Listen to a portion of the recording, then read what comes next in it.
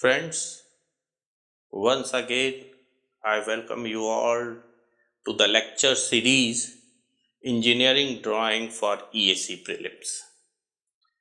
आज के लेक्चर में कौन सा टॉपिक कवर करूँगा मैं? आज आइसोमेट्रिक प्रोजेक्शन टॉपिक से जितने भी प्रीवियस एग्ज़ाम क्वेश्चंस पूछे गए हैं EAC प्रीलिम्स में उनका सॉल्यूशन मैं डिटेल में डिस्कस करूँगा।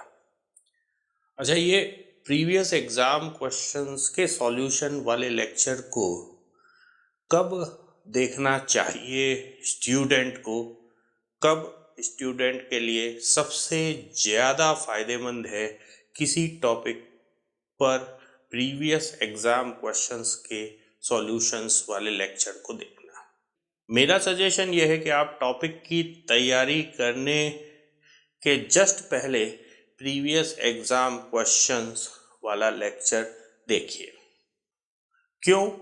देखिए, EAC की तैयारी करने वाले स्टूडेंट के पास टाइम की बहुत शॉर्टेज है। बहुत सारे सब्जेक्ट्स है, हर सब्जेक्ट अपने आप में इनफाइनाइट है और हर सब्जेक्ट के अंदर बहुत सारे टॉपिक्स है और हर टॉपिक में डेप्थ की कोई लिमिटेशन नहीं है। जहाँ तक टाइम अवेलेबिलिटी का सवाल है, आप जब किसी सब्जेक्ट को प्रिपरेशन टाइम अलॉट करते हैं तो वो उस सब्जेक्ट का एग्ज़ाम में मार्क वेटेज क्या है उसके हिसाब से प्रिपरेशन टाइम अलॉट करते हैं। तो लिमिटेड टाइम है, उसमें सब्जेक्ट को मास्टर करना पॉसिबल नहीं है। प्रीवियस एग्ज़ाम क्वेश्चंस जब आप सॉल्व करेंगे तो आपको एग्ज़ाम में आने वाले क्वेश्चंस के लेवल और डेप्थ का अंदाज़ा हो जाएगा और ऑटोमेटिकली आपकी जो प्रिपरेशन है वो एग्ज़ाम रेलेवेंट एरियाज़ पर, एग्ज़ाम रेलेवेंट कॉन्सेप्ट्स पर फोकस हो जाएगी and this will save your preparation time. तो चलिए अब मैं सीधे चलता हूँ एग्ज़ाम क्वेश्चन पर। Let us come to this question asked in EAC 2021। Question क्या है? In which one of the following projection types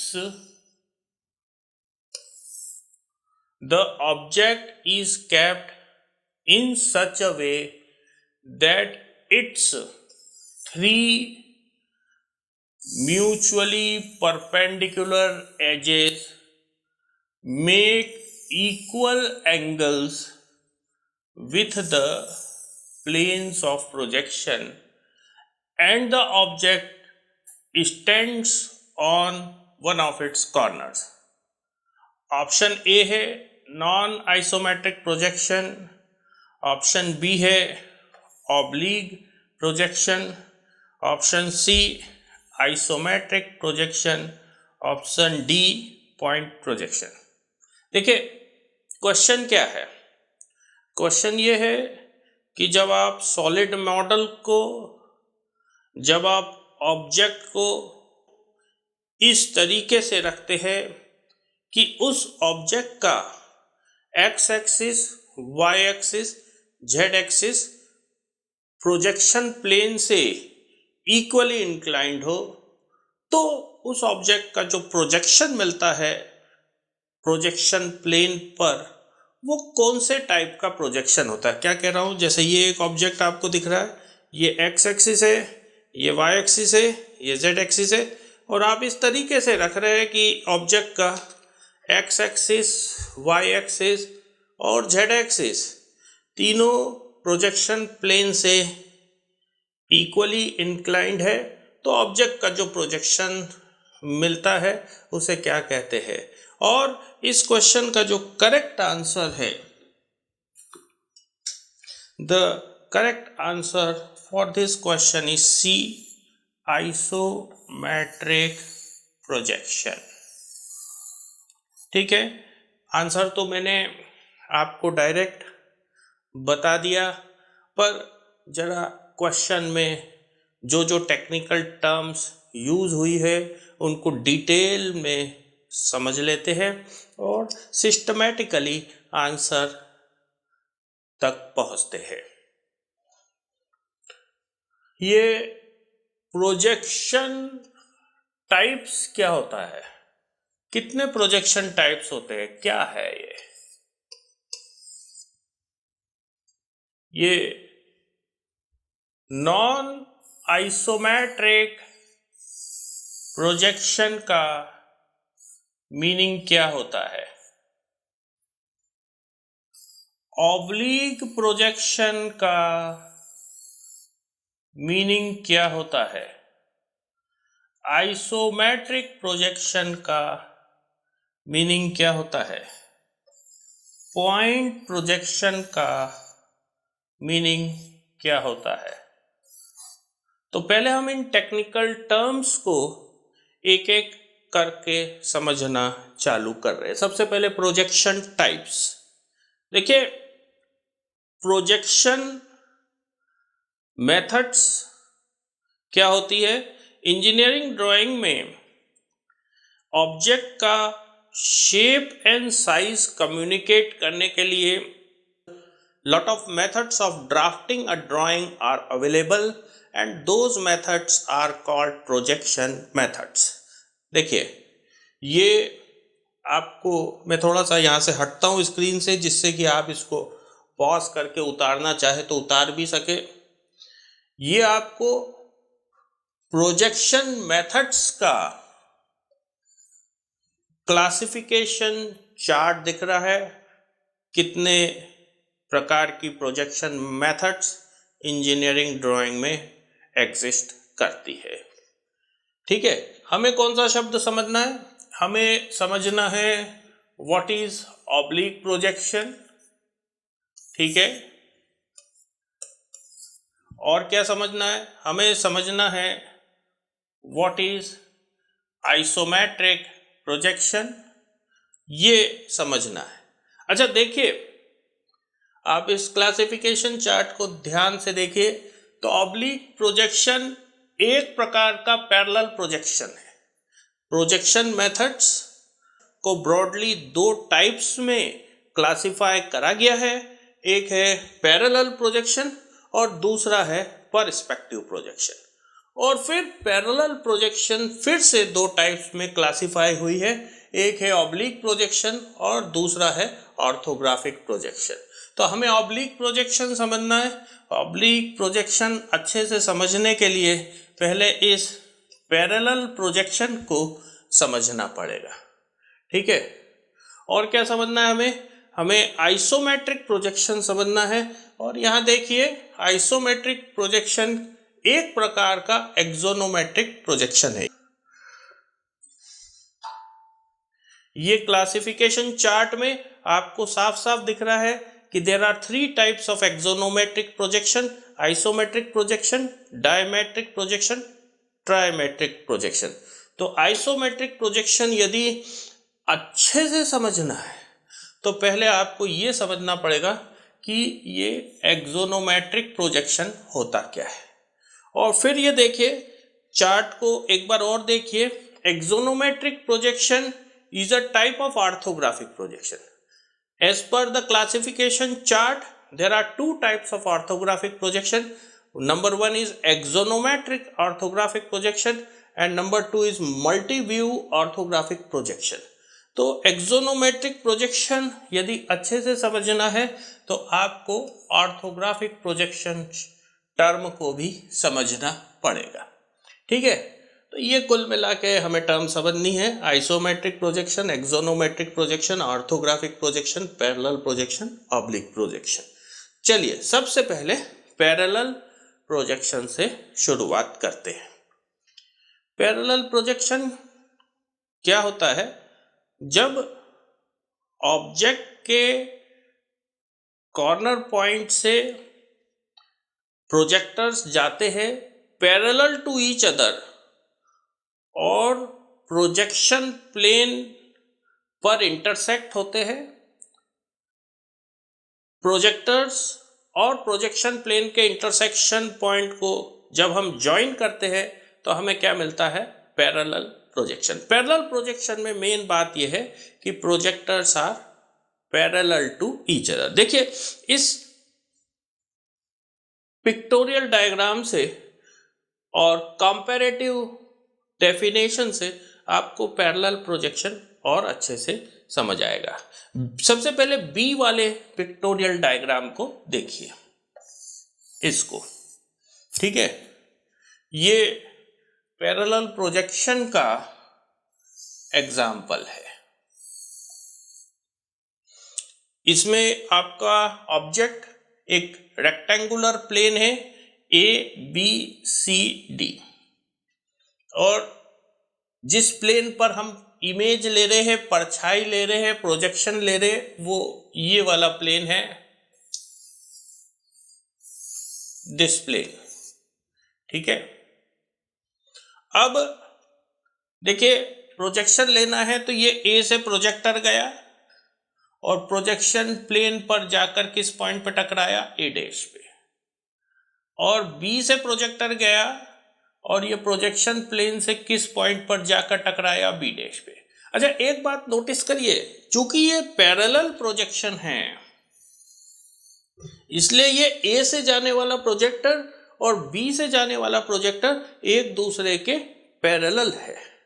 ये C से प्रोजेक्टर गया, ये कहाँ जाके टकराया, प्रोजेक्शन प्लेन से इस पॉइंट पे C डैश, और ये D से प्रोजेक्टर गया, ये कहाँ जाकर टकराया, प्रोजेक्शन प्लेन पर इस पॉइंट पे टकराया D डैश। और जब A dash, B dash, C dash, D dash को आपने ज्वाइन कर दिया तो ये जो डायग्राम मिला है, ये जो 2D डायग्राम मिला है प्रोजेक्शन प्लेन पर, this is called parallel projection of rectangle ABCD। और थोड़ा सा पर्सपेक्टिव प्रोजेक्शन का आइडिया भी आपको दे रहा हूं, उससे पैरेलल प्रोजेक्शन का कॉन्सेप्ट और उभर कर आएगा। ये पिक्टोरियल डायग्राम A को जरा ध्यान से देखिए, गौर से देखिए। ये पर्सपेक्टिव प्रोजेक्शन एक्सप्लेन कर रहा है ये pictorial diagram A। Perspective projection क्या होता है, जब ऑब्जर्वर लुक करता है ऑब्जेक्ट को फ्रॉम अ फाइनाइट डिस्टेंस और किसी प्रोजेक्शन प्लेन पर इमेज लेता है, तो वो प्रोजेक्शन जो है पर्सपेक्टिव प्रोजेक्शन कहलाता है। फाइनाइट डिस्टेंस मतलब क्या, कि ऑब्जर्वर की जो आई है, सपोज वो यहां पर है स्टेशन पॉइंट पर, ठीक है, और ऑब्जर्वर की आई से विजुअल रेस जा रही है, डेफिनेटली ये visual rays diverging visual rays है। देखिए इस केस में, पैरेलल प्रोजेक्शन के केस में, स्टेशन पॉइंट इंफिनिटी पे था और visual rays were parallel to each other. Station point infinity पे था का मतलब यह है कि observer was looking at the object from infinity and therefore visual rays coming from eye of observer on the object and going to the projection plane were parallel to each other। जबकि perspective projection में observer की आई finite distance पे है, तो observer की आई से जो visual rays जा रही है, ए से होती हुई, बी से होती हुई, सी से होती हुई, डी से होती हुई, ये सारी visual rays diverging visual rays है। और इस केस में बी का प्रोजेक्शन कहाँ मिला, ये विजुअल रे गई गई गई और बी का प्रोजेक्शन यहां मिला बी डैश पे। ऑब्जर्वर की आई से ये विजुअल रेस गई, सी से पास हुई और सी का पर्सपेक्टिव प्रोजेक्शन यहां मिला सी डैश पे। ऑब्जर्वर की आई से ये विजुअल रेस गई डी से और डी का पर्सपेक्टिव प्रोजेक्शन यहां मिला डी डैश पे। ऑब्जर्वर की आई से ये विजुअल रेज गई ए से होती हुई और ये विजुअल रेज जाकर टकराई प्रोजेक्शन प्लेन से ए डैश पे, और यहाँ ए डैश पर ए का पर्सपेक्टिव प्रोजेक्शन मिला। इन पॉइंट्स के पर्सपेक्टिव प्रोजेक्शन को जब प्रॉपर सीक्वेंस में ज्वाइन किया तो आपको रेक्टेंगुलर प्लेन का पर्सपेक्टिव प्रोजेक्शन मिला। ठीक है, थोड़ा सा ये डायग्राम और अच्छे से विजुअलाइज हो जाए उसके लिए मैं इसको मोशन दे रहा हूं।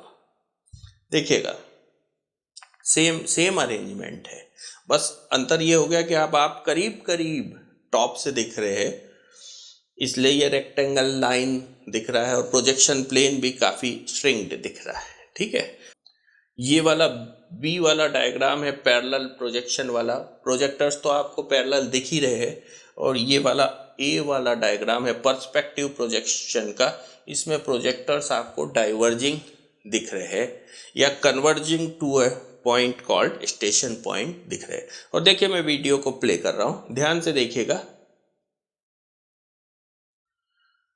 ये पर्सपेक्टिव प्रोजेक्शन में आई फाइनाइट डिस्टेंस पे रहती है और डाइवर्जिंग प्रोजेक्टर्स जाते हैं, जबकि पैरेलल प्रोजेक्शन में projectors are parallel to each other. ठीक है,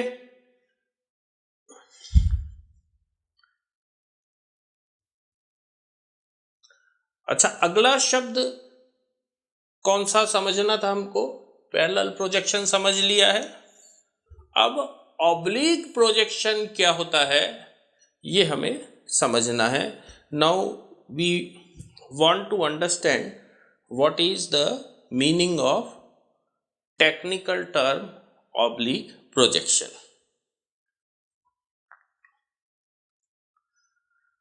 देखिए, आपने क्लासिफिकेशन चार्ट में देखा कि पैरेलल प्रोजेक्शन दो प्रकार के होते हैं, एक होता है ऑब्लिक पैरेलल प्रोजेक्शन और एक होता है ऑर्थोग्राफिक पैरेलल प्रोजेक्शन। चूंकि ये पैरेलल प्रोजेक्शन की कैटेगरी में आ रहा है ऑब्लिक प्रोजेक्शन, इसलिए एक बात तो फिक्स हो गई कि प्रोजेक्टर्स या visual rays will be parallel to each other. अच्छा, तो फिर अंतर क्या है ऑब्लिक प्रोजेक्शन में और ऑर्थोग्राफिक प्रोजेक्शन में? इधर ये डायग्राम को देखिए ध्यान से। ये डायग्राम बी जो है ये एक्सप्लेन कर रहा है ऑर्थोग्राफिक प्रोजेक्शन। वही रेक्टेंगल है, वही प्रोजेक्शन प्लेन है, और आप देख रहे हैं कि ऑर्थोग्राफिक प्रोजेक्शन के केस में ये ऑब्जेक्ट के corner points A B C D से जो पैरेलल प्रोजेक्टर्स जा रहे हैं उन प्रोजेक्टर्स के बीच में और प्लेन ऑफ प्रोजेक्शन के बीच में कितने डिग्री का एंगल है? 90 डिग्री का एंगल है। Orthographic projection is a type of parallel projection in which parallel projectors from the corner points of the object intersect projection plane at right angles at 90 degree। अच्छा, ये diagram A को अब जरा गौर से देखिए। ये डायग्राम ए आपको oblique projection का कॉन्सेप्ट एक्सप्लेन कर रहा है। इसमें भी रेक्टेंगल है, प्रोजेक्शन प्लेन है, प्रोजेक्टर्स इसमें भी पैरेलल टू ईच अदर है। ये ए से जाने वाला प्रोजेक्टर और बी से जाने वाला प्रोजेक्टर, ये दोनों प्रोजेक्टर्स एक दूसरे के पैरेलल है। बस एक्स्ट्रा बात क्या है, नोटिसिएबल फीचर क्या है ऑब्लिक प्रोजेक्शन का? नोटिसिएबल फीचर यह है कि ऑब्लिक प्रोजेक्शन में projectors do not intersect the projection plane at right angles, they are oblique to the projection plane, they are projectors are inclined to the projection plane at any angle theta, at any angle theta. Visual rays are inclined to projection plane at angle theta in case of oblique projection. अच्छा, ये diagram आपको अच्छे से visualise हो जाए उसके लिए मैं इसे मोशन दे रहा हूं, ध्यान से देखिएगा, गौर से देखिएगा। सेम डायग्राम है, बस ये है कि अब उसको टॉप से देख रहे हैं तो ये दोनों रेक्टेंगल्स लाइन दिखने लग गए और ये प्रोजेक्शन प्लेन भी एक लाइन दिख रहा है। ये वाला ऑर्थोग्राफिक प्रोजेक्शन वाला डायग्राम है और ये वाला ऑब्लिक प्रोजेक्शन वाला डायग्राम। देखिए मैं इसको मोशन दे रहा हूं। ऑब्लिक प्रोजेक्शन में प्रोजेक्टर्स और प्रोजेक्शन प्लेन के बीच का एंगल थीटा है, जबकि ऑर्थोग्राफिक प्रोजेक्शन में प्रोजेक्टर्स और प्रोजेक्शन प्लेन के बीच का एंगल 90 डिग्री है। मैं इसको मोशन दे रहा हूं, आपको क्लियर होगा। ये देखिए, ये ऑब्लिक प्रोजेक्शन है, प्रोजेक्टर्स थीटा पे है। ये ऑर्थोग्राफिक प्रोजेक्शन है, प्रोजेक्टर्स 90 डिग्री पे। ठीक है, अच्छे से विजुअलाइज हो गया आपको ऑब्लिक प्रोजेक्शन और ऑर्थोग्राफिक प्रोजेक्शन के बीच में डिफरेंस इलस्ट्रेट करने वाला डायग्राम। अच्छा, इसको देखें आप, यदि थोड़ा सा गौर से देखें तो आप ऑब्जर्व करेंगे कि रेक्टेंगल का जो ऑब्लिक प्रोजेक्शन है और रेक्टेंगल का जो ऑर्थोग्राफिक प्रोजेक्शन है वो दोनों सेम शेप एंड साइज के हैं, क्योंकि plane of rectangle was parallel to the projection plane. तो फिर फायदा क्या है ऑब्लिक प्रोजेक्शन का? देखिए, जब आप 3D सॉलिड्स में जाएंगे तो आपको ऑब्लिक प्रोजेक्शन का फायदा उभर कर आएगा। मैं आपको एक 3D सॉलिड से ऑब्लिक प्रोजेक्शन का एडवांटेज उभार कर दिखा रहा हूं। मैं थोड़ा सा यहां से हट जाता हूं जिससे कि आप जो लिखा हुआ है उसको पॉज करके पढ़ सके। इस पिक्टोरियल डायग्राम को गौर से देखिए। इसमें क्या दिख रहा है आपको? एक क्यूब दिख रहा है जिसका कि फेस ABCD इस प्रोजेक्शन प्लेन के पैरेलल है और एक सर्कुलर होल है। और ये क्यूब का ऑर्थोग्राफिक प्रोजेक्शन है लाइक दिस। प्रोजेक्टर्स ये वाले 90 डिग्री पर जा रहे हैं और ये वाले जो पैरेलल प्रोजेक्टर्स है ये थीटा एंगल पर जा रहे हैं। तो ये जो दिख रहा है आपको डायग्राम,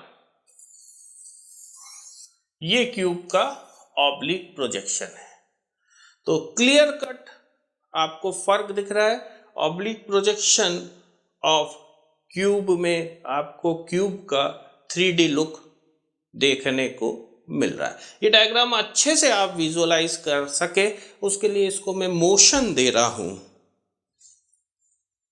देखिए, सेम है, वही क्यूब है, वही ऑर्थोग्राफिक प्रोजेक्शन है, प्रोजेक्टर्स 90 डिग्री पे, वही ऑब्लिक प्रोजेक्शन है, प्रोजेक्टर्स थीटा एंगल पे, और वही प्रोजेक्शन प्लेन है। और मैं इसको मोशन दे रहा हूं। ये देखिए,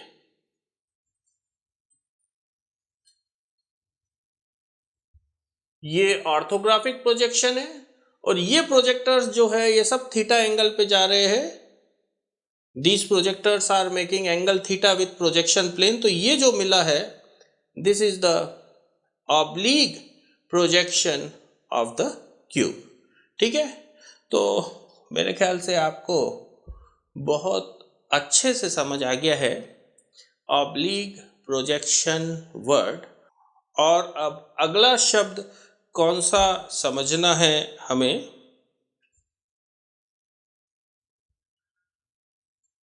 ये ऑर्थोग्राफिक प्रोजेक्शन, वो तो आप ऑटोमेटिकली समझ गए। ऑर्थोग्राफिक प्रोजेक्शन तो ऑटोमेटिकली समझ गए। Parallel projection in which projectors make 90 degree with the projection plane. और अगला शब्द समझना है आपको एक्सोनोमेट्रिक प्रोजेक्शन, है ना। बगैर एक्सोनोमेट्रिक समझे आइसोमेट्रिक अच्छे से समझ नहीं आएगा। देखिए, ऑर्थोग्राफिक प्रोजेक्शन दो प्रकार के होते हैं, एक्सोनोमेट्रिक ऑर्थोग्राफिक प्रोजेक्शन और मल्टी व्यू ऑर्थोग्राफिक प्रोजेक्शन। तो एक्सोनोमेट्रिक ऑर्थोग्राफिक प्रोजेक्शन क्या होता है? ये मैं आपको एक्सप्लेन कर रहा हूं। जब सॉलिड मॉडल को इस तरीके से रखा जाता है कि उसका एक्स एक्सिस θ1 एंगल बना रहा है प्रोजेक्शन प्लेन से, वाई एक्सिस θ2 एंगल बना रहा है प्रोजेक्शन प्लेन से, और जेड एक्सिस θ3 एंगल बना रहा है प्रोजेक्शन प्लेन से।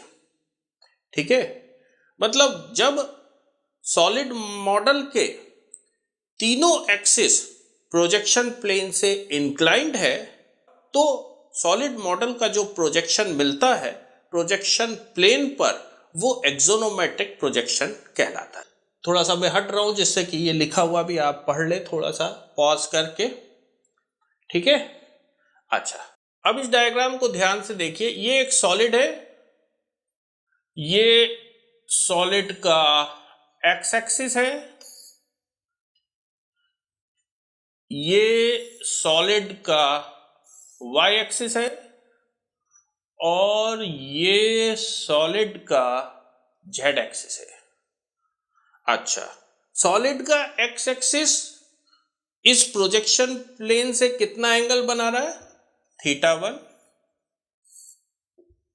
सॉलिड का वाई एक्सिस इस प्रोजेक्शन प्लेन से कितना एंगल बना रहा है? θ2।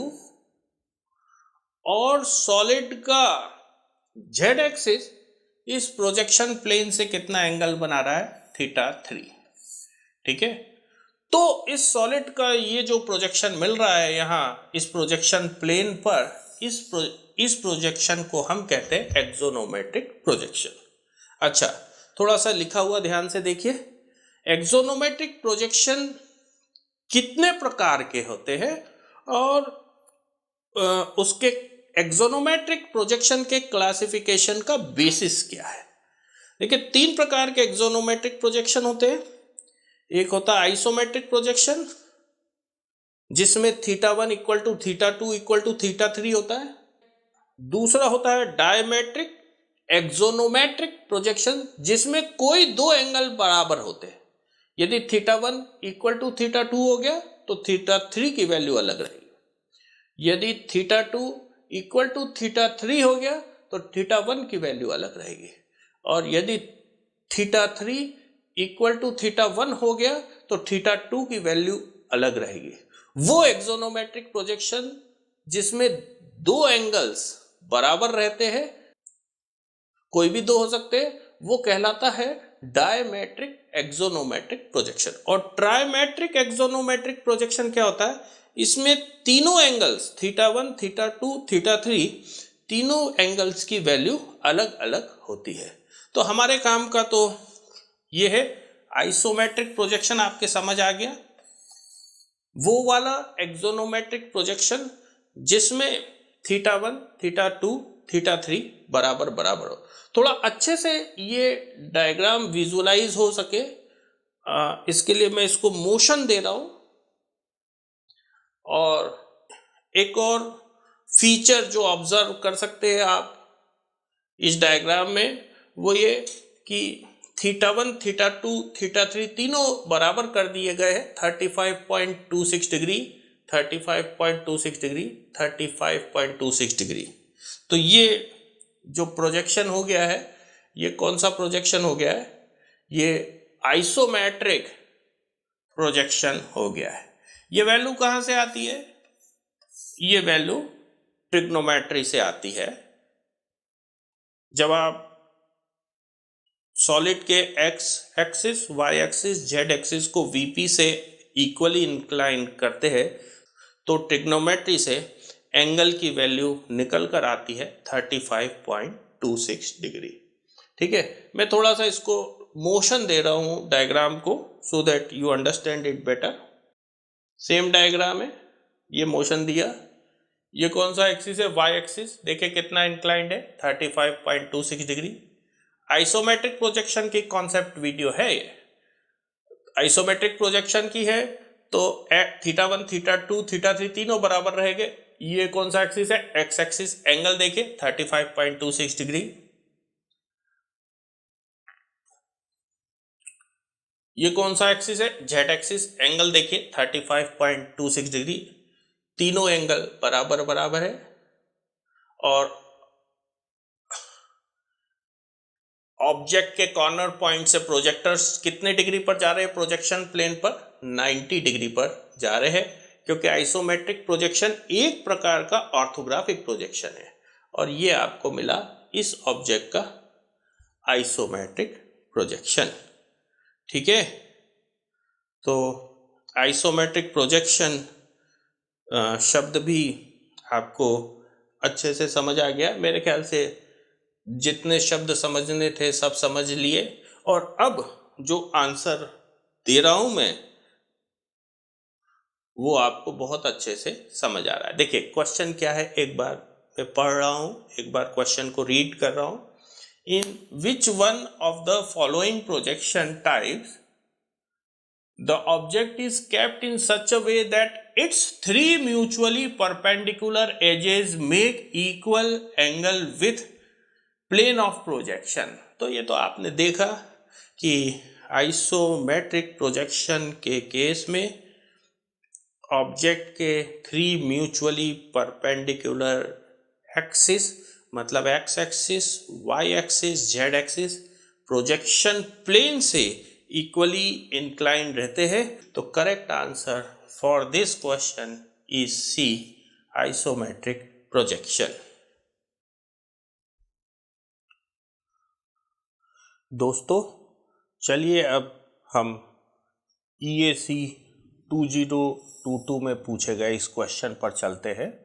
मैं रीड कर रहा हूं क्वेश्चन को। क्या है question? Which one of the following methods is used when non-isometric lines or their ends lie in isometric planes? और चार ऑप्शंस दिए हैं: intersection method, box method, coordinate method, offset method. कौन सी मेथड इस्तेमाल करी जाती है आइसोमेट्रिक ड्राइंग बनाने के लिए, जबकि नॉन आइसोमेट्रिक लाइंस है सॉलिड में और वो 9 आइसोमेट्रिक लाइंस आइसोमेट्रिक प्लेन्स में लाई कर रही है, या उनके एंड्स आइसोमेट्रिक प्लेन्स में लाई कर रहे हैं? ठीक है, और इसका करेक्ट आंसर है बी, बॉक्स मेथड। तो चलिए अब इसको मैं आपको डिटेल में एक्सप्लेन कर रहा हूं। सबसे पहले इसमें जो जो टर्म्स यूज हुई है उन्हें एक एक करके समझ लेते हैं। ये नॉन आइसोमेट्रिक लाइन क्या होती है, आपको पता है क्या? फिर ये आइसोमेट्रिक प्लेन्स, ये क्या चीज होती है, आपको पता है क्या? फिर ये intersection method of making isometric drawings क्या होती है, डू यू नो इट? फिर ये box method of making isometric drawings क्या होती है? फिर ये coordinate method of making isometric drawings क्या होती है? और फिर ये offset method of making isometric drawings क्या होती? अच्छा देखिए, ये सेम क्वेश्चन EAC 2023 में भी पूछा गया है, डिट्टो, बस एक ऑप्शन डिफरेंट था। इंटरसेक्शन मेथड की जगह ऑप्शन था विजुअल रे मेथड। तो सबसे पहले नॉन आइसोमेट्रिक लाइंस क्या होती है इसको समझने की कोशिश करते हैं। नॉन आइसोमेट्रिक लाइन समझाने के पहले मैं आपको यह समझा रहा हूं कि आइसोमेट्रिक लाइन क्या होती है, आइसोमेट्रिक एक्सिस क्या होते हैं। थोड़ा सा मैं हट रहा हूं जिससे कि ये लिखा हुआ आप पढ़ सके पॉज करके। देखिए ये पिक्टोरियल डायग्राम को देखिए, ये क्यूब है और क्यूब इस तरीके से रखा हुआ है कि उसका एक्स एक्सिस,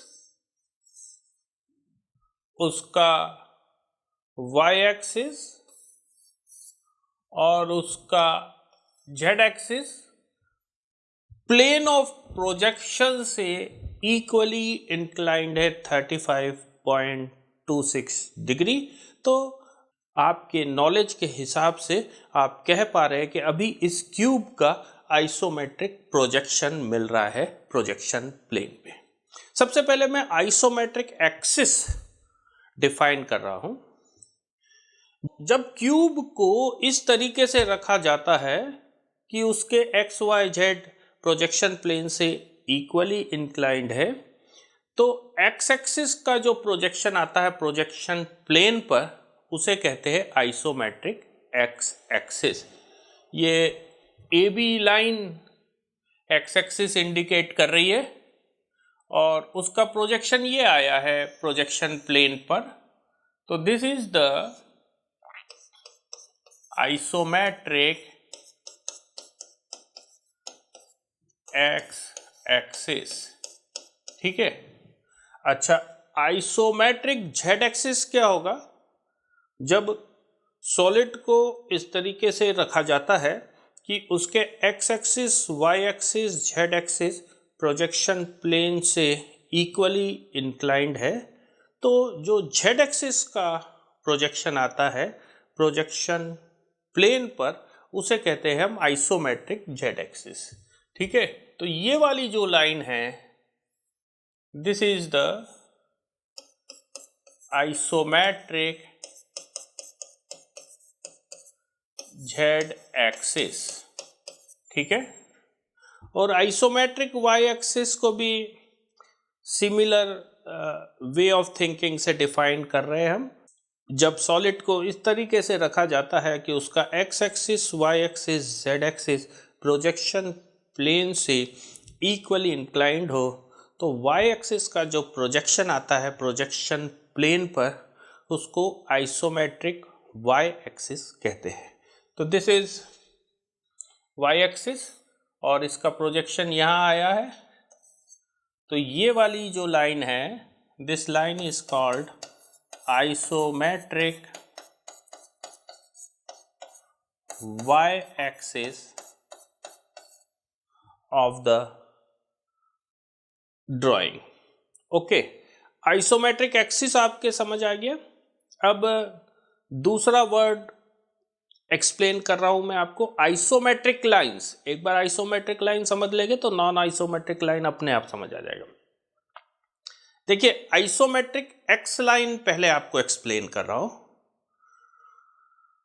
3 डायमेंशंस में एक्स एक्सिस के पैरेलल जो लाइनें रहती है उनका प्रोजेक्शन प्लेन पर कहलाता है आइसोमेट्रिक एक्स लाइन, जबकि क्यूब ऐसे रखा हुआ है कि वो आइसोमेट्रिक की कंडीशंस सेटिस्फाई कर रहा है, मतलब उस क्यूब का x axis, Y axis, Z axis projection plane से इक्वली इंक्लाइंड है।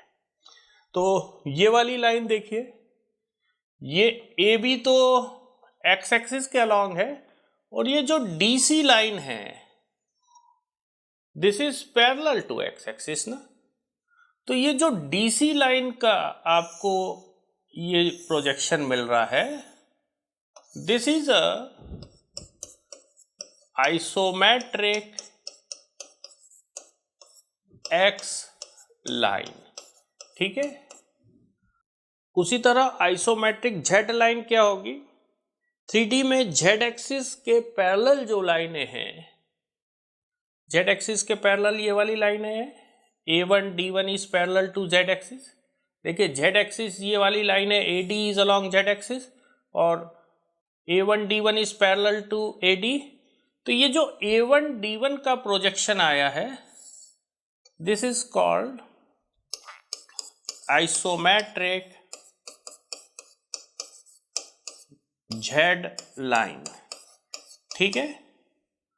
और आइसोमेट्रिक वाई लाइन क्या होगी? जब क्यूब को ऐसे रखा हुआ है कि उसका आइसोमेट्रिक प्रोजेक्शन मिल रहा है प्रोजेक्शन प्लेन पे, तो जो वाई एक्सिस है 3D में, उसके पैरेलल 3D में जो लाइनें हैं उनका प्रोजेक्शन प्लेन पर कहलाता है आइसोमेट्रिक वाई लाइंस। देखिए ये A1 वाई एक्सिस इंडिकेट कर रही है और इस A1 के पैरेलल है ये DD1 लाइन। तो DD1 का जो प्रोजेक्शन आ रहा है ये वाला, this is called isometric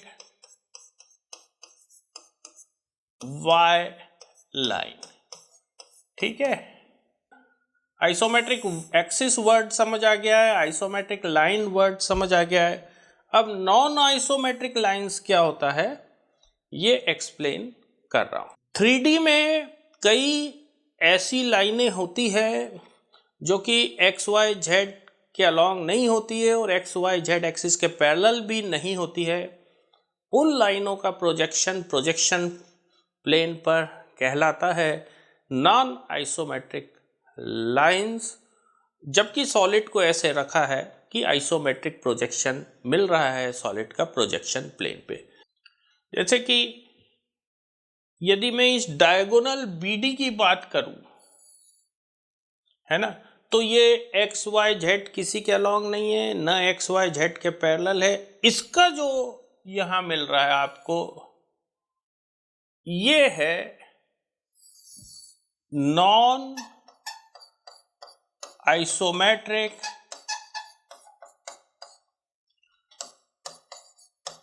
line. ठीक है, नॉन आइसोमेट्रिक लाइंस को डायरेक्टली आइसोमेट्रिक ड्राइंग में ड्रॉ करने के रूल्स हमारे पास नहीं है। ठीक है, ये पिक्टोरियल डायग्राम अच्छे से विजुअलाइज हो जाए आपको, इसके लिए इसको एक बार मोशन भी दे रहा हूं, देख लीजिए। सेम है, क्यूब है, क्यूब का एक्स एक्सिस, क्यूब का वाई एक्सिस, क्यूब का जेड एक्सिस, तीनों इक्वली इंक्लाइंड है प्रोजेक्शन प्लेन से 35.26 डिग्री। तो ये क्यूब का आइसोमेट्रिक प्रोजेक्शन मिल रहा है। और देखिए ये X axis 35.26 degree inclined, Z axis 35.26 degree inclined, Y axis 35.26 degree inclined. Cube से जो प्रोजेक्टर जा रहे हैं वो परपेंडिकुलर टू प्रोजेक्शन प्लेन है, 90 डिग्री पे है, because isometric projection is a type of orthographic projection. और ये आपको क्यूब का अब आइसोमेट्रिक प्रोजेक्शन दिख रहा है। ठीक है, थोड़ा सा मैं हट रहा हूं सो that you can see it also. और इसमें क्यूब हटा दिया है, केवल उसका, इसमें मैंने क्यूब हटा दिया है, केवल प्रोजेक्शन प्लेन बचा है और प्रोजेक्शन प्लेन पे जो प्रोजेक्शन मिला है वो बचा है। इसमें भी लिख देता हूं मैं एक बार, this is isometric X axis. और यदि आप ऑब्जर्व करें तो हॉरिजॉन्टल से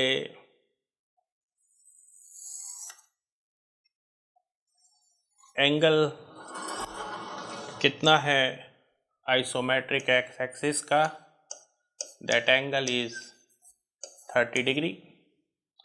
this is isometric Z axis. और यदि ऑब्जर्व करें आप एंगल हॉरिजॉन्टल से कितना है तो 30 डिग्री। और this one is isometric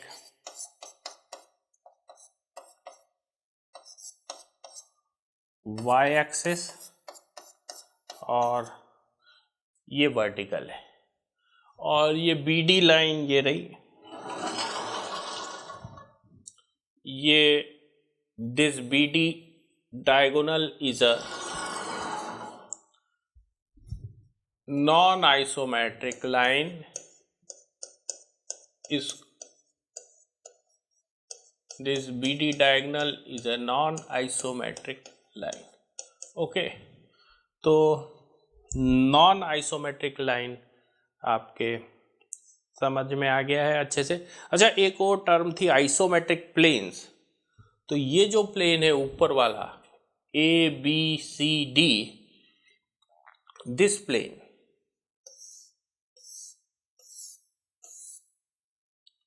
this plane is isometric XZ plane। ठीक है, ये जो प्लेन है ये वाला राइट वाला, ये कौन सा एक्सिस है? Z axis. ये कौन सा एक्सिस है? Y axis. तो ये कौन सा प्लेन हुआ? This is isometric YZ plane. ठीक है, आइसोमेट्रिक प्लेन समझ आया। और ये जो प्लेन दिख रहा है आपको इधर वाला, ये कौन सा आइसोमेट्रिक प्लेन है? ये कौन सा एक्सिस है? X axis. ये कौन सा एक्सिस है? Y axis. तो ये वाला प्लेन हुआ आइसोमेट्रिक XY प्लेन। ठीक है, कभी x को इस तरफ ले लेते हैं, कभी x को इस तरफ ले लेते हैं, that depends on direction of looking. जब अब कभी आइसोमेट्रिक डिटेल में पढ़ाऊंगा तो वो बात आपको समझाऊंगा। ठीक है, तो दो टर्म आपके समझ आ गई है। नॉन आइसोमेट्रिक लाइन आपके समझ आ गई है, और आइसोमेट्रिक प्लेन वर्ड आपके समझ आ गया है। और आइसोमेट्रिक प्रोजेक्शन में lines along isometric axis are reduced, क्योंकि एक्स एक्सिस प्रोजेक्शन प्लेन से इंक्लाइंड है तो उसका प्रोजेक्शन प्लेन पर तो रिड्यूस्ड लेंथ का ही होगा। तीनों एक्सिस बराबर इंक्लाइंड है प्रोजेक्शन प्लेन से, तो तीनों एक्सिस का प्रोजेक्शन जो मिल रहा है प्रोजेक्शन प्लेन पर वो इक्वल अमाउंट से रिड्यूस होगा, and that reducing factor is 0.815 approximately. Okay, that is found out by trigonometry. ठीक है, तो चलिए क्वेश्चन पर चलते हैं। ये बॉक्स मेथड क्या होती है ये समझा रहा हूँ।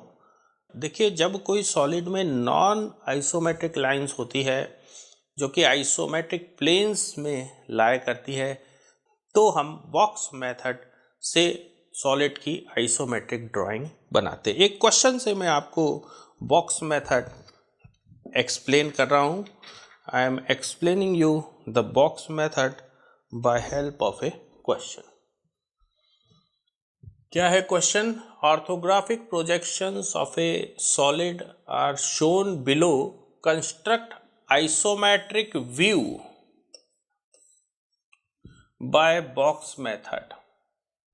ये नया शब्द आ गया है हमें। आइसोमेट्रिक प्रोजेक्शन हमने समझा है, आइसोमेट्रिक व्यू नया शब्द आ गया है। देखिए, आइसोमेट्रिक व्यू एक मैग्नीफाइड आइसोमेट्रिक प्रोजेक्शन होता है, और ठीक इतना मैग्नीफाई होता है कि lines along isometric X axis, isometric Y axis and isometric Z axis become equal to true length. तो आइसोमेट्रिक व्यू बनाना इजी हो जाता है, क्योंकि आपको lines along isometric X axis, isometric Y axis और आइसोमेट्रिक जेड एक्सिस रिड्यूस नहीं करनी पड़ती है, उन्हें आप ट्रू लेंथ का रख सकते हैं। और जो 3D लुक देने का काम आइसोमेट्रिक प्रोजेक्शन करता है, वो पूरा काम आइसोमेट्रिक व्यू भी करता है। ठीक है, तो आइसोमेट्रिक व्यू बनाना है। ये सॉलिड के ऑर्थोग्राफिक प्रोजेक्शंस आपको दिए गए हैं। ये एलिवेशन है, ठीक है, और ये प्लान है। ठीक है, और थोड़ा नेमिंग कर दूं मैं। ये सॉलिड के अपर ट्रेपीजियम की नेमिंग कर रहा हूं मैं, A1, B1, C1, D1।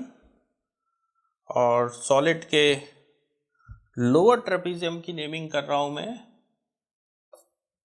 ए बी सी डी। जो सॉलिड का अपर ट्रेपीजियम है उसकी फ्रंट व्यू में नेमिंग कर रहा हूं मैं, A1 dash, B1 dash, C1 dash, B1 dash के ठीक पीछे C1 डैश। ये B1 C1 line perpendicular to VP है, और ये D1 डैश, और फिर ये A डैश, B डैश, और B डैश के ठीक पीछे C डैश, और ये D डैश। अच्छा, मान लीजिए आपका एक्स एक्सिस इस प्रकार से है और आपका वाई एक्सिस इस प्रकार से है एलिवेशन में, और प्लान में आपका एक्स एक्सिस इस प्रकार से है और प्लान में आपका जेड एक्सिस इस प्रकार से। वाई एक्सिस तो प्लान में पॉइंट दिखेगा ना, ठीक है। तो इस सॉलिड का आइसोमेट्रिक व्यू आप बनाना चाहते हैं। आइसोमेट्रिक व्यू बनाते वक्त हम आइसोमेट्रिक लाइंस को और लाइंस अलोंग आइसोमेट्रिक एक्सिस को 2 लेंथ का रखते हैं। एक्स एक्सिस यदि हॉरिजॉन्टल से इस तरफ इंक्लाइन तो जेड एक्सिस हॉरिजॉन्टल से उस तरफ इंक्लाइन, और वाई एक्सिस वर्टिकल, ठीक है। तो देखिए A1 B1 लाइन तो आप बना लेंगे क्योंकि ये एक्स एक्सिस के अलोंग है, B1 C1 आप बना लेंगे क्योंकि ये जेड एक्सिस के अलोंग है, C1 D1 आप बना लेंगे क्योंकि एक्स एक्सिस के अलोंग है। ये D1 A1 लाइन बनाने में आपको दिक्कत जाएगी। D1 A1 जो है नॉन आइसोमेट्रिक लाइन है, नॉन आइसोमेट्रिक लाइन है D1 A1, और ये कौन से प्लेन में लाई कर रही है? एक्स जेड प्लेन जो है उसके पैरेलल एक प्लेन है, कितनी ऊंचाई पे? 10 mm की ऊंचाई पे, उस प्लेन में लाई कर रही है D1 A1 लाइन। और उसी तरह जो DA लाइन है जो कि एक्स जेड प्लेन में है, जो DA लाइन है नीचे वाली जो कि एक्स जेड प्लेन में है, उसको बनाने में भी दिक्कत जाएगी क्योंकि वो नॉन आइसोमेट्रिक लाइन है and it is lying in an isometric plane X Z plane.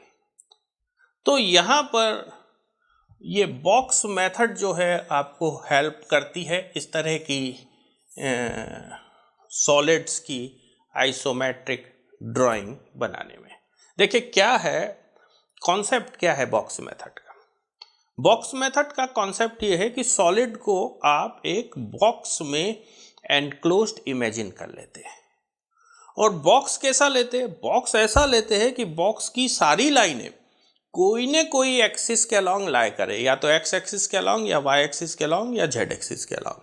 तो बॉक्स आप बना लेंगे और बॉक्स बनने के बाद फिर ये non isometric lines lying in isometric plane बन जाएगी। मैं प्रैक्टिकली आपको एक्सप्लेन करता हूँ बॉक्स मेथड। इसका आइसोमेट्रिक व्यू बना देता हूँ मैं बॉक्स मेथड से, ठीक है।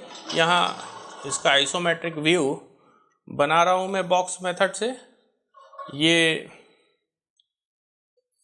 हॉरिजॉन्टल ड्रॉ करा, ठीक है, और इसको ऐसे बॉक्स में एनक्लोज करा है। इस पॉइंट का नाम मैं P1 दे दूं तो बॉक्स का अपर रेक्टेंगल है P1 B1 C1 D1, और इस पॉइंट को नाम मैं P दे दूं तो बॉक्स का लोअर रेक्टेंगल है PBCD। मतलब P1 का नाम यहाँ फ्रंट व्यू में कहाँ दूंगा? यहाँ पे, दिस इज P1 डैश और ये दिस इज P डैश, ठीक है। तो अभी मैं बॉक्स बना रहा हूं, उसके बाद सॉलिड बनाऊंगा। सबसे पहले P1 B1 लाइन बना रहा हूं। P1 B1 लाइन कौन से एक्सिस के अलोंग है? एक्स एक्सिस के अलोंग। तो ये हॉरिजॉन्टल से 30 डिग्री इंक्लाइन करूंगा मैं P1। देखिए इंटरैक्टिव टच पैनल पे ड्राफ्टिंग मशीन से ड्राइंग बनाना काफ़ी डिफ़िकल्ट है, क्योंकि कहीं भी टच हो जाता है तो वहाँ पे मार्क आ जाता है। तो एक डिस्टेंस रख के मुझे बनाना पड़ता है, मतलब मैं प्रकार से जब आर्क खींचूंगा तो प्रकार की पिन भी बोर्ड पे रख नहीं पाऊंगा, मुझे डिस्टेंस रखना पड़ेगा, क्योंकि यदि पिन भी टच हो गई और प्रकार की जो पेंसिल है वो भी टच हो गई तो फिर कुछ हो नहीं पाएगा यहाँ पे। तो थोड़ी बहुत कमज़ोर ड्राइंग बनेगी, उसके लिए मुझे माफ़ करिएगा, बट कंसेप्ट आपको समझा दूंगा, ठीक है। तो ये मैंने बनाया आइसोमेट्रिक एक्स एक्सिस, ठीक है, आइसोमेट्रिक एक्स एक्सिस। इधर भी बना सकते थे आइसोमेट्रिक एक्स एक्सिस, कोई बहुत फर्क नहीं पड़ता है, डिपेंड करता है आप राइट हैंड सिस्टम यूज़ कर रहे हैं एक्स वाई जेड एक्सिस का या लेफ्ट हैंड सिस्टम, और आप फिर कौन से डायरेक्शन से देख रहे हैं उस पर भी डिपेंड करता है। अब उतने डिटेल में मैं नहीं जा पाऊँगा, ठीक है। अब इस पर मैं मार्क करता हूँ पॉइंट B1। ये P1 के बराबर कंपास सेट किया और ये मार्क करा पॉइंट B1, ठीक है। ये वाला पॉइंट कौन सा है? P1 है। जनरली जब भी ड्राइंग बनाता हूं तो मैं टॉप लेवल से चालू करता हूं। अब ये P1 D1 लाइन बनाना है, ये कौन सा एक्सिस के अलॉन्ग है? जेड एक्सिस के अलॉन्ग। तो पहले यहां पे जेड एक्सिस बना लूं। यदि एक्स एक्सिस हॉरिजॉन्टल से 30 डिग्री इंक्लाइन है इस तरफ, तो जेड एक्सिस हॉरिजॉन्टल से 30 डिग्री इंक्लाइन होगा उस तरफ। ये बना दिया मैंने आइसोमेट्रिक जेड एक्सिस, ठीक है, हॉरिजॉन्टल से 30 डिग्री इंक्लाइन। और इस आइसोमेट्रिक जेड एक्सिस पर मैं P1 D1 line, isometric Z axis या line parallel to isometric Z axis, ये P1 D1 के बराबर कंपास सेट किया मैंने अप्रोक्सीमेटली, और ये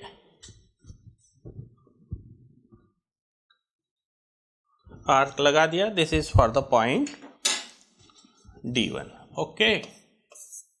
अब अपर रेक्टेंगल बॉक्स का मैं कंप्लीट कर दूं।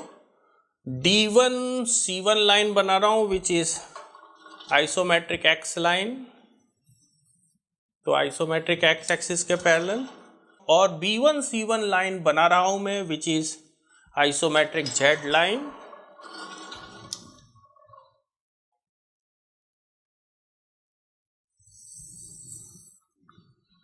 ठीक है। और ये पॉइंट आ गया कौन सा? P1 B1 C1 D1, ठीक है। अब P1 P लाइन बना रहा हूं, वर्टिकल लाइन है, y एक्सिस के अलॉन्ग है, 10 mm की है।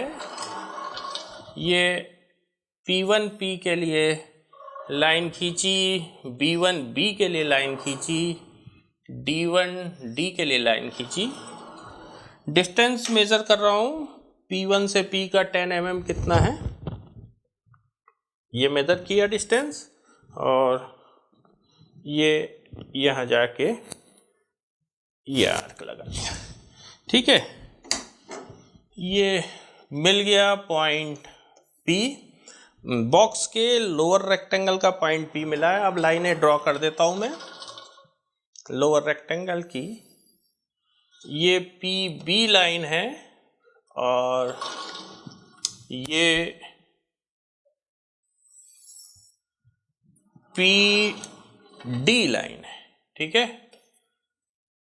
देखिए आपको B1 मिल गया, C1 मिल गया, D1 मिल गया, बस A1 मिलना बचा है।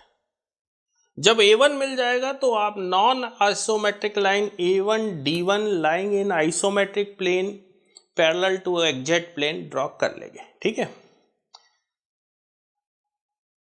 तो ये A1 लोकेट मैं बॉक्स पे कर रहा हूं।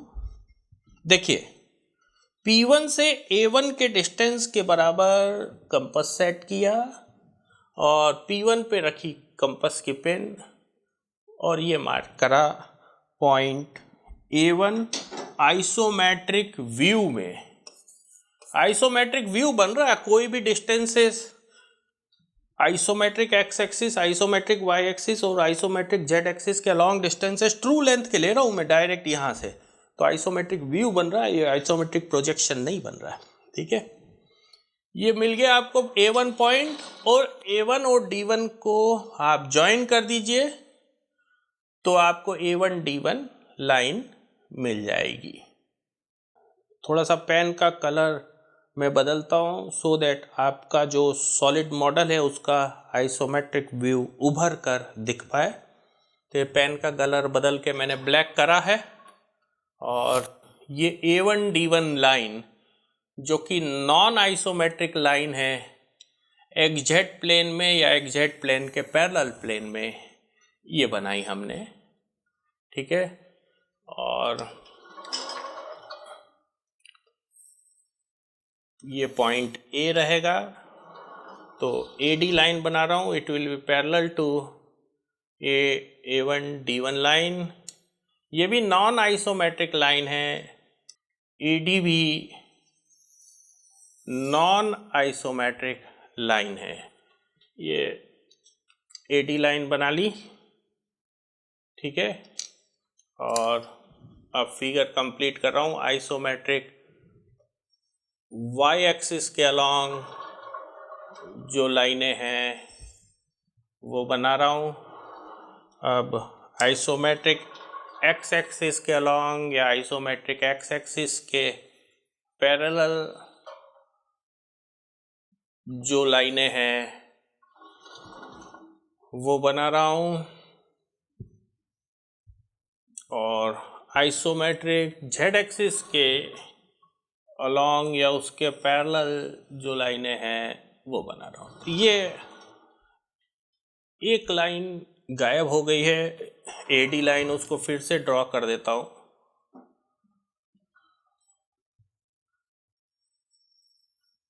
यदि इसी को मैं वाइट बोर्ड पे बनाता तो आपको बहुत अच्छी फिनिशिंग देखने को मिलती। ये आपका बॉक्स मेथड से आइसोमेट्रिक व्यू बन गया है इस सॉलिड का। और क्वेश्चन के हिसाब से रेलेवेंट बात यह है कि जब सॉलिड में A1 D1 और AD टाइप की non isometric lines lying in isometric planes होती है तो ऐसी सॉलिड की आइसोमेट्रिक ड्राइंग बनाने के लिए बॉक्स मेथड का यूज़ करा जाता है। इसलिए आपके क्वेश्चन का करेक्ट आंसर है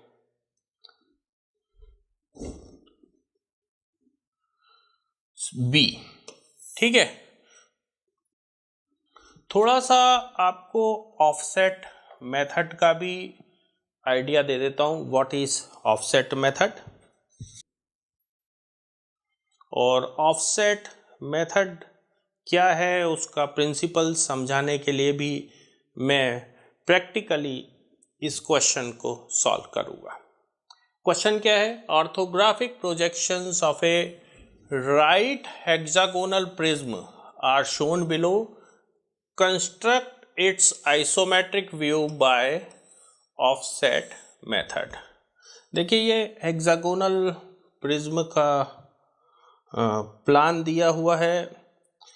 this is the plan of hexagonal prism, edge of base 30 है and this is the elevation of hexagonal prism, height 70 है। ठीक है, और पूरा नॉमेनक्लेचर नहीं है, एक्सिस भी इसमें नहीं बना हुआ है। एनीवे, इस हेक्सागोनल प्रिज्म की आइसोमेट्रिक व्यू हम बनाना चाहते हैं। तो टॉप से चालू कर रहा हूं मैं।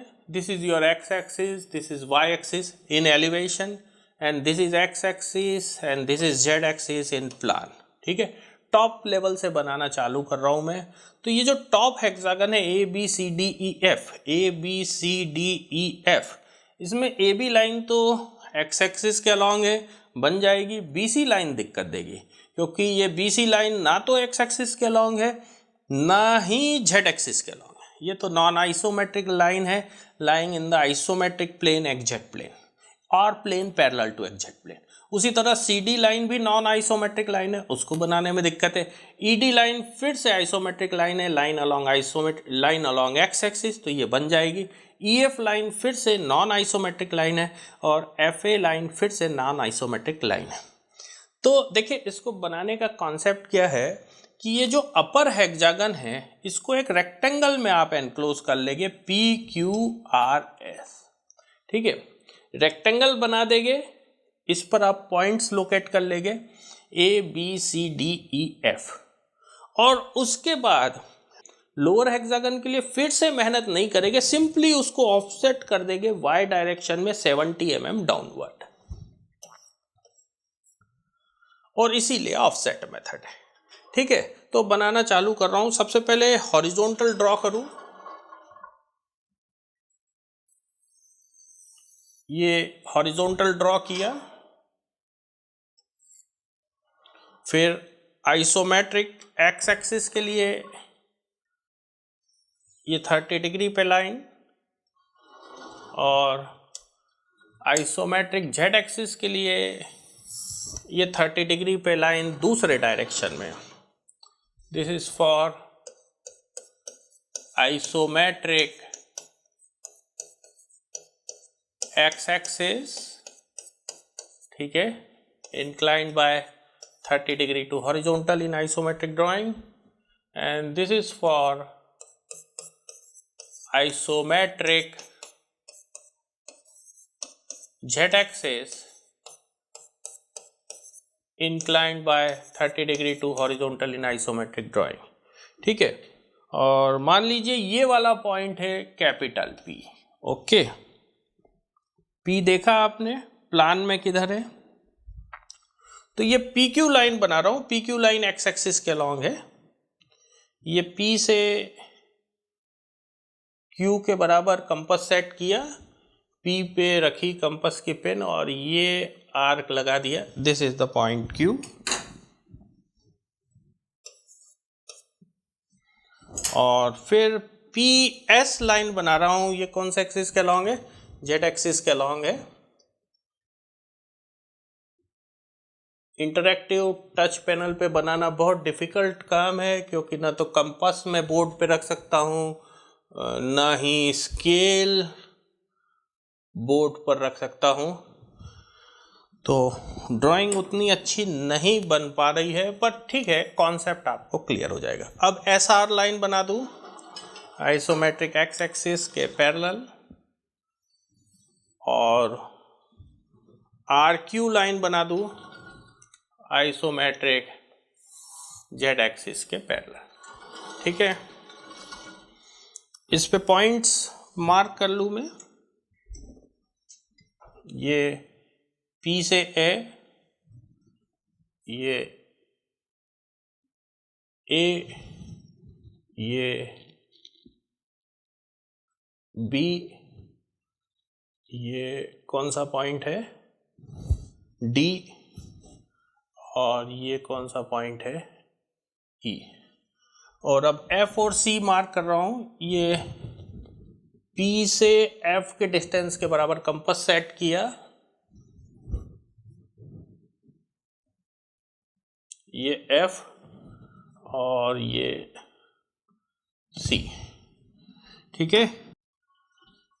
पॉइंट्स मिल गए A, B, C, D, E, F, ठीक है। इन पॉइंट्स को मैं ज्वाइन कर देता हूं। ये A से B, ये E से D,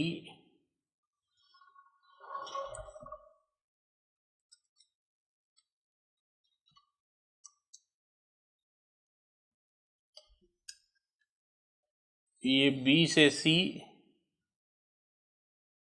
और ये E से F,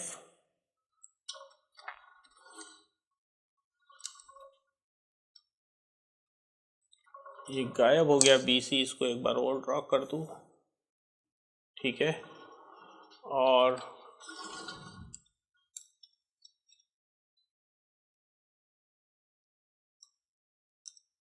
ये D से C और ये F से A, ठीक है। अपर हेक्सागन बन गया। अब जो लोअर हेक्सागन है वो अपर हेक्सागन के ठीक नीचे है 70 mm, तो उसको हम डायरेक्टली 70 mm डाउनवर्ड ऑफसेट कर देंगे, उसके लिए कोई रेक्टेंगल नहीं बनाएंगे। ये A से गई लाइन AA1, B से गई लाइन BB1, C वाली लाइन दिखेगी नहीं, D वाली वर्टिकल एज दिखेगी नहीं, E से जो वर्टिकल एज गई EE1 और F से जो वर्टिकल एज गई FF1। और ये लाइन है आइसोमेट्रिक y एक्सिस के अलॉन्ग है और ट्रू लेंथ की दिखेगी आइसोमेट्रिक ड्राइंग में। ये डिस्टेंस लिया मैंने 70 mm और मार्क कर रहा हूँ। ये B1, ये A1, ये F1 और ये E1, ठीक है, ठीक है।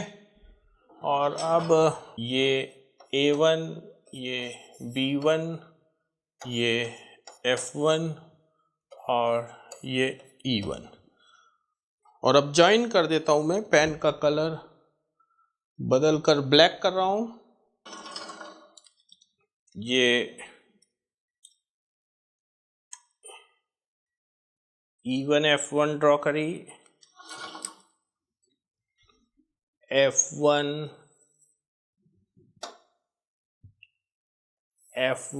A1 ड्रॉ करी,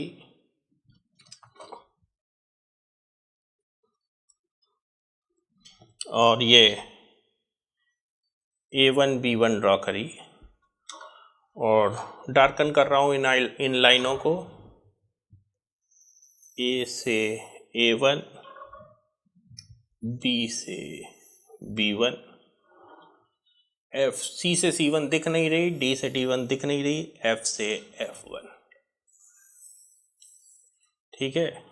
तो ये आपका आइसोमेट्रिक व्यू बन गया है हेक्सागोनल प्रिज्म का। कौन सी मेथड से? By offset method. Upper hexagon को सीधे सीधे 70 mm नीचे ऑफसेट किया है अलोंग द y एक्सिस, ठीक है। थोड़ा सा ड्राइंग उतनी सुंदर नहीं दिख रही है, तो ये एक अच्छा डायग्राम भी आप देख लीजिए। और अब कोऑर्डिनेट मेथड क्या होती है उसका थोड़ा आइडिया आपको दे रहा हूं। देखिए, कोऑर्डिनेट मेथड को समझना इतना आसान नहीं है। डिटेल में मैं आपको कोऑर्डिनेट मेथड समझाऊंगा आइसोमेट्रिक प्रोजेक्शन के जब थ्योरी लेक्चर्स बनेंगे तो उनमें, पर उसका प्रिंसिपल आपको समझा देता हूं। ये आपको सेक्शनड टेट्राहेड्रन का प्लान दिख रहा है, और ये सेक्शनड टेट्राहेड्रन का एलिवेशन दिख रहा है, ठीक है। एक टेट्राहेड्रन का मॉडल है इस प्रकार का, देख लीजिए, इसका प्लान देख लीजिए। ये अभी पूरा है टेट्राहेड्रन, और ये इसका एलिवेशन देख लीजिए, ठीक है। और इसकी सेक्शनिंग हुई है। कटिंग प्लेन कैसा है? Cutting plane is like this, ठीक है। और अब अपेक्स वाला पोर्शन थ्रो कर दिया। ये इसका बेस ग्राउंड में है, A B C apex O, और जब कट किया है तो OA पे जनरेट हुआ है A1 पॉइंट, OB पे जनरेट हुआ है B1 पॉइंट, और OC पे जनरेट हुआ है C1 पॉइंट, ठीक है। ये रहा A1 पॉइंट, ये रहा B1 पॉइंट का टॉप व्यू, और ये रहा C1 पॉइंट का टॉप ये जो O dash A dash line है उस पर A1 पॉइंट है, O dash B dash line है उस पे B1 पॉइंट है, और O dash C dash line है उस पे C1 पॉइंट है। ठीक है, अब इसमें जो A1 लाइन दिख रही है थोड़ा उसके बारे में सोचिए, वो कौन से एक्सिस के अलॉन्ग है। यदि इसको एक्स एक्सिस कहे, इसको वाई एक्सिस कहे एलिवेशन में, और प्लान में इसे एक्स एक्सिस कहे, और इसे जेड एक्सिस कहे, तो ये A1 लाइन ना तो एक्स एक्सिस के अलॉन्ग है ना ही जेड एक्सिस के अलॉन्ग है। ये A1 लाइन ना तो वाई एक्सिस के अलॉन्ग है ना एक्स एक्सिस के अलॉन्ग है। ये A1 line non isometric line है, और नॉन आइसोमेट्रिक लाइन भी ये कॉम्प्लेक्स वाली है, मतलब A1 line non isometric line है और किसी आइसोमेट्रिक प्लेन में भी लाई नहीं कर रही, तो इसको बॉक्स मेथड से बनाने में दिक्कत है। इसके लिए कोऑर्डिनेट मेथड लगेगी। कोऑर्डिनेट मेथड का कंसेप्ट क्या है कि आपके पास पॉइंट A है, किसी तरीके से आप X coordinate, Y coordinate, Z coordinate के रास्ते चलते हुए A1 पॉइंट निकाल लो, और जब लाइन के दोनों एंड पॉइंट्स A और A1 मिल गए तो उनको ज्वाइन कर दीजिए, तो A1 non isometric line isometric view में बन जाएगी। देखिए मैं प्रिंसिपल को इलस्ट्रेट कर रहा हूं इधर, इसको देखिए ध्यान से। ये हॉरिजॉन्टल है, ये एक्स एक्सिस हॉरिजॉन्टल से 30 degree incline, this is isometric X axis, ठीक है, और ये आइसोमेट्रिक जेड एक्सिस हॉरिजॉन्टल से 30 degree inclined, isometric Z axis horizontal से 30 डिग्री इंक्लाइंड।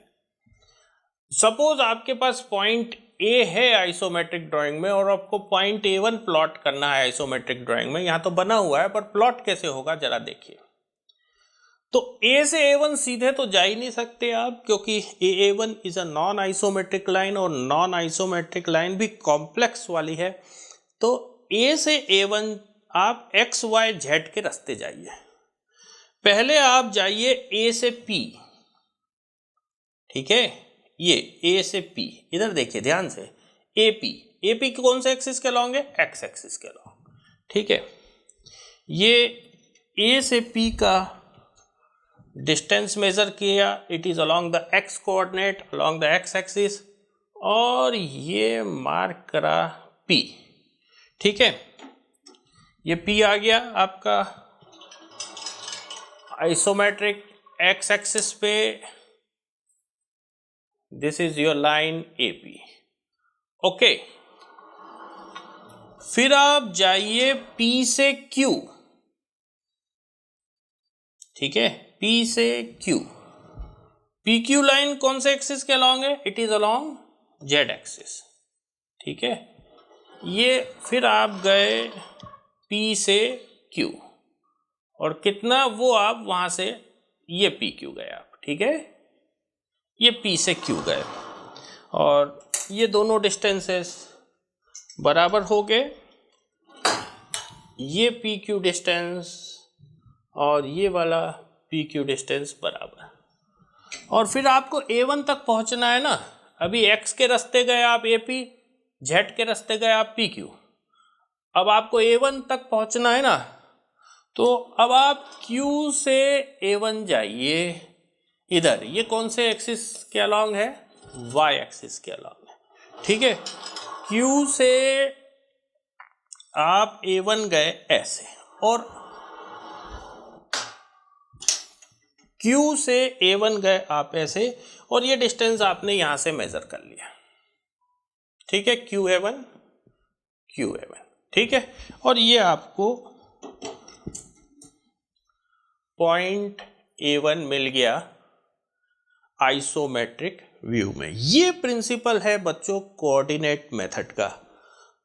मुझे मालूम है अभी आपको इतनी जल्दी समझ नहीं आया है, ठीक है, प्ले पॉज रिवाइंड करिए और अच्छे से डिटेल में आइसोमेट्रिक की जब लेक्चर्स बनेंगे तो उसमें ये ड्राइंग नहीं रहेगी, ये ड्राइंग मैं ड्रॉ करके आपको बताऊंगा। और जब मैं ड्रॉ करके बताऊंगा तो कोऑर्डिनेट मेथड का प्रिंसिपल आपको अच्छे से समझ आ जाएगा। एनीवे, एक बार फिर से प्रिंसिपल स्टेट कर रहा हूँ कोऑर्डिनेट मेथड का।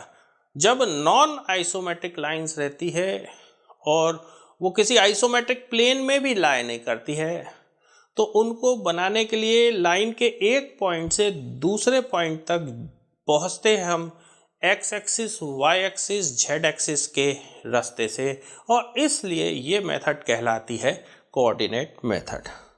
तो अपने क्वेश्चन का आंसर तो है बॉक्स मेथड। और एक बार EAC 2023 में आया हुआ क्वेश्चन भी आपको दिखा दूं मैं।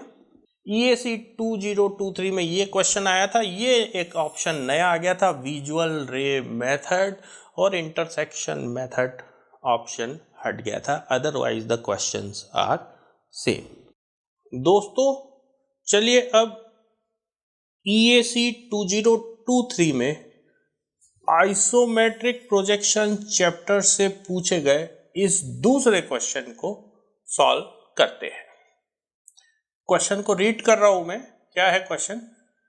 Consider the following points while drawing the isometric view of any solid। और ये 3 स्टेटमेंट दिए हैं और कहा है which of the following statements are correct. Okay, isometric view बना रहे हैं, उसके बारे में 3 स्टेटमेंट दिए हैं।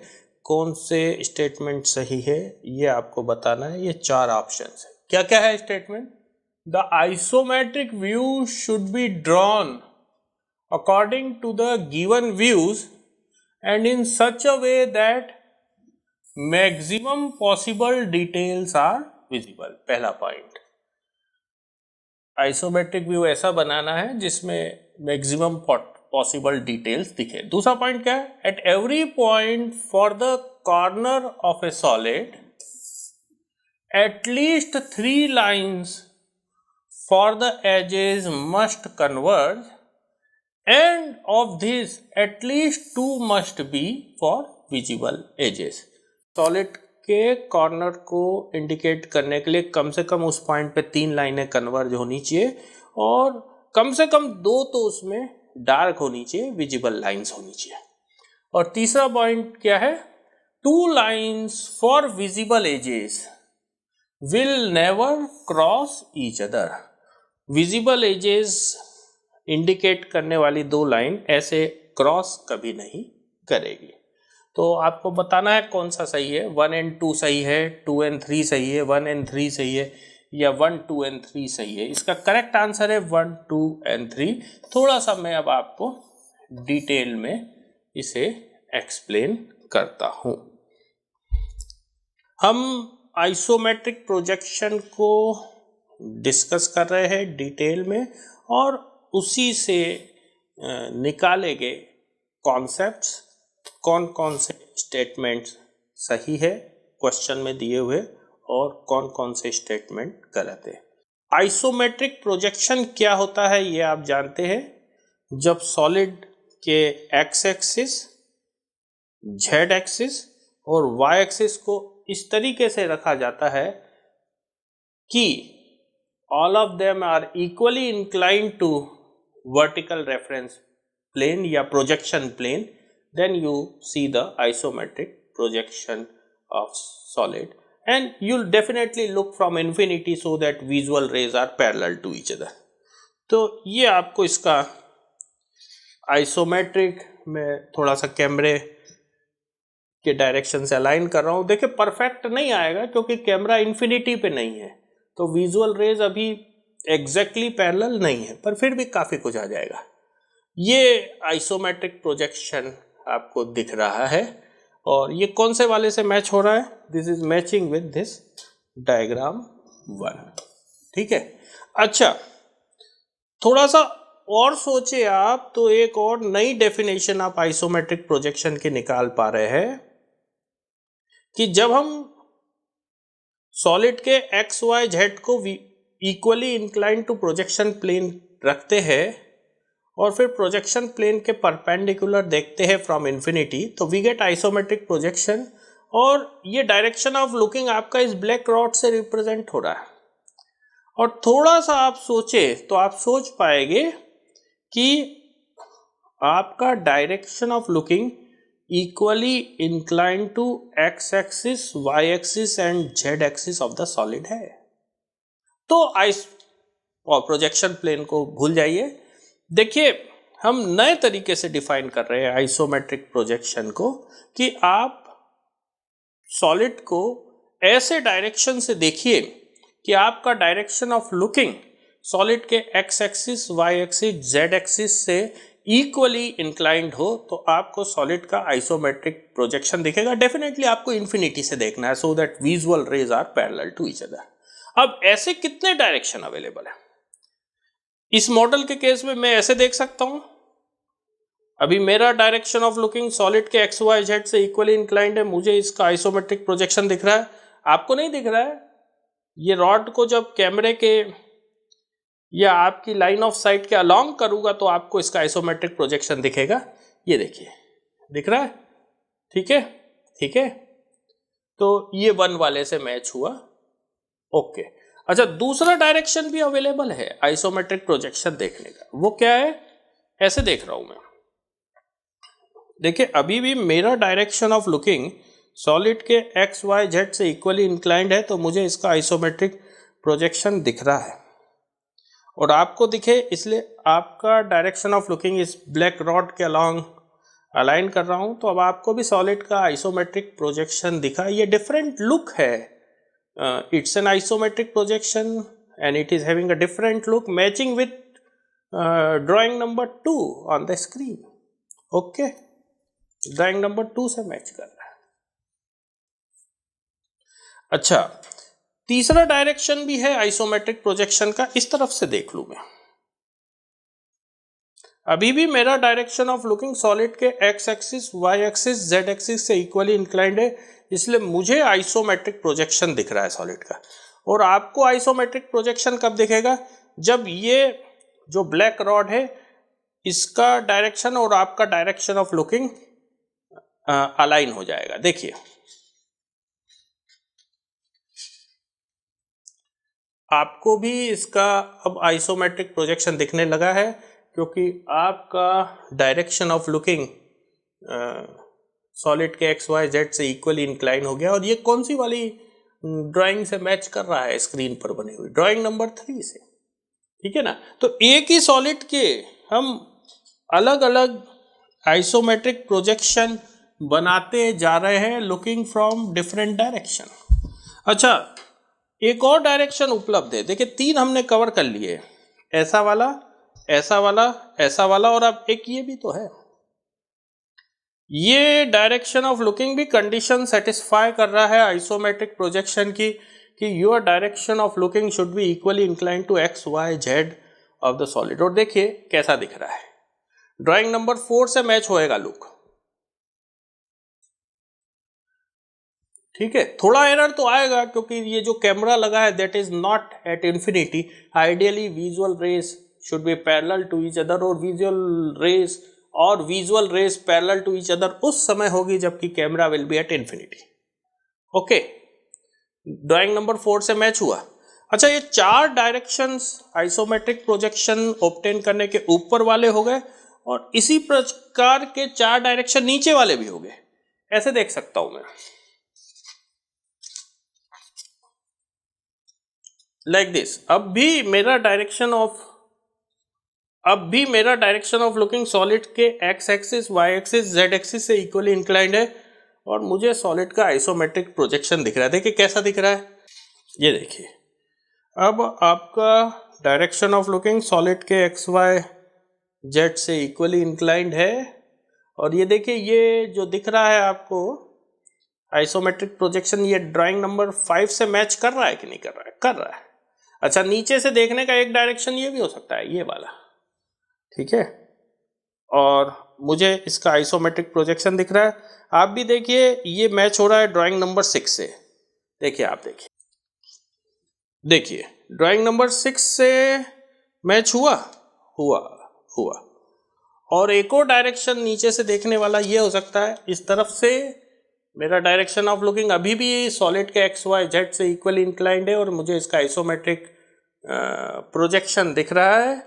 और देखिए, ये वाला मैच हो रहा है ड्राइंग नंबर 7 से। हुआ। और ये तो सबसे बेकार आइसोमेट्रिक व्यू है, इसमें सबसे कम इंफॉर्मेशन मिल रही है, सीढ़ियां तो दिख ही नहीं रही मॉडल की, है ना। 7 is giving very less information. और एक और डायरेक्शन अवेलेबल है जिससे कि आप इसका आइसोमेट्रिक प्रोजेक्शन देख सकते हैं, ये वाला डायरेक्शन है। नीचे से देख रहा हूं, मेरा डायरेक्शन ऑफ लुकिंग सॉलिड के X axis, Y axis, Z axis से इक्वल इंक्लाइंड। और अब आप देखिए कौन सी ड्राइंग से मैच हो रहा है। ये ड्राइंग नंबर 8 से मैच हो रहा होगा। हो रहा है ड्राइंग नंबर 8 से, ठीक है। तो ये अलग अलग आइसोमेट्रिक व्यू आपने एक ही सॉलिड के बनाना सीखे। और पहला स्टेटमेंट क्या था क्वेश्चन का कि isometric view should be drawn according to given views and in such a way that maximum details are visible. तो इन 8 आइसोमेट्रिक व्यूज में आप कौन सा आइसोमेट्रिक व्यू प्रीफर करेंगे जिसमें मैक्सिमम डिटेल्स दिख रहे हैं? नेचुरली ये वाला। तो पहला स्टेटमेंट तो सही है।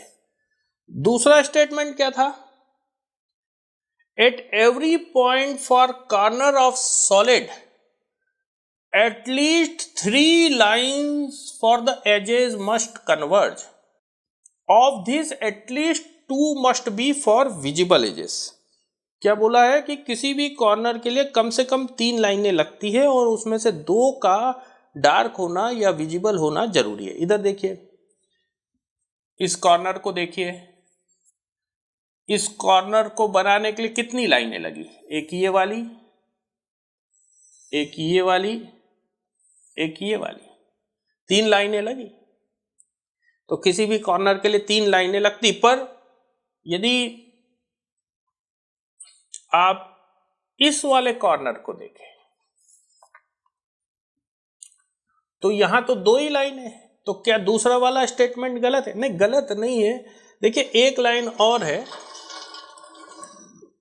आइसोमेट्रिक में इनविजिबल लाइंस हम जनरली बनाते नहीं हैं जिससे कि व्यू क्लियर रहे। ये अभी बनाई है मैंने ये line, hidden lines, so that you understand the correctness of statement 2।